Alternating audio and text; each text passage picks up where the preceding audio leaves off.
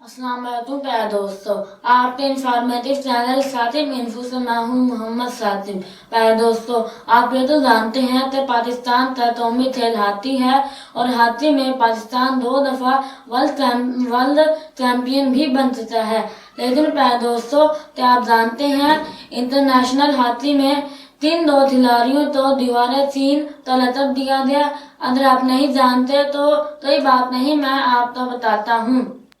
International hockey میں پاکستانی فل backs منظور الحسن اور منور الزماں کو دیوار چین کہا جاتا ہے۔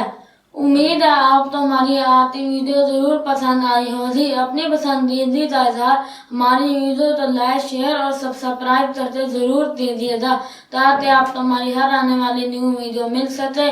پھر ملیں گے کسی اور نیو ٹاپک کے ساتھ، تب تک کے لیے اللہ حافظ۔